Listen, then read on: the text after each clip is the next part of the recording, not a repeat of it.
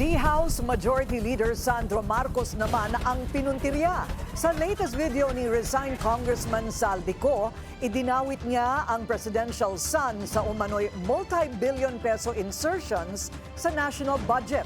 Ang detalye sa agenda report ni Joan Manalo. Hindi lang umano si Pangulong Bongbong Marcos ang may insertion sa national budget, kundi maging ang anak nitong si House Majority Leader Sandro Marcos.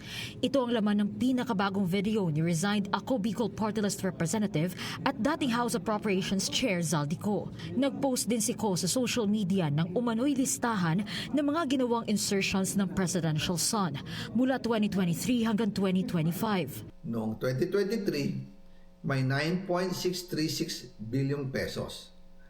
Noong 2024, 20.174 billion pesos. At nitong 2025, 21.127 billion pesos. Lahat-lahat, ang kabuuan ay 50.938 billion pesos.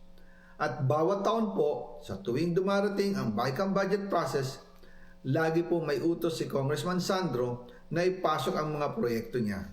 Kalaunan ay nalaman daw ni Ko mula sa mga kontratista na galit daw si Congressman Marcos sa kanya noong pinag-uusapan na ang 2025 budget. Ang sabi daw niya, ipatatagal ako at magpa-file ng maraming kaso laban sa akin. Kasi kulang ng 8 billion pesos yung insertion na gusto niyang ipasok.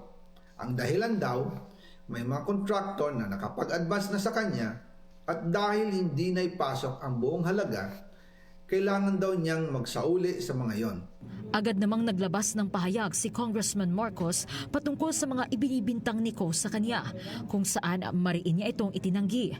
Anya, kaya raw ng kahit na sino na magsalita sa harap ng kamera mula sa ibang bansa at magpakawala ng kasinungalingan. Dagdag pa ng Majority Leader, nais lang daw ni Ko na patalsikin ang Marcos Jr. administration para maabsuelto siya sa kanyang mga krimen. Ayon din umano sa intel na nakababatang Marcos, nakipagkasundo na raw si Ko sa mga makikinabang sa pagbagsak ng administrasyon, pero hindi ito pinangalanan ng Majority Leader. Nagpaalala rin si Congressman Marcos sa publiko na ang pinag-uusapan dito ay si Ko na wala na raw kredibilidad at nagnanais lang i-destabilize ang gobyerno. Alam na rin daw ng mga Pilipino na si Ko ang utak ng flood control scandal, kaya pang iinsulto na lang daw ang sinasabi nitong wala siyang nakuhang kickback mula sa mga maanumalyang proyekto. Tulad ni Congressman Marcos, nananawagan din ang ilang kongresista na umuwi na si Ko. Naniniwala din po ba kayo na posibleng AI ang video? Hindi po natin alam eh. Kaya kailangan talaga in person, under oath. Ang sabihin niya yung pwede niyang sabihin o gusto niyang sabihin. Hindi kami naniniwala ng AI, kaya nga pinaiimbestigahan natin dahil tingin natin may sustansya, may laman ang mga sinasabi niya kahit hindi pa ito under oath. Mahirap na kasing siguraduhin ang authenticity ng mga video ni Ko, lalo pat talamak na ang AI-generated videos ngayon. Para sa Agenda, Joan Manalo, Billionario News Channel.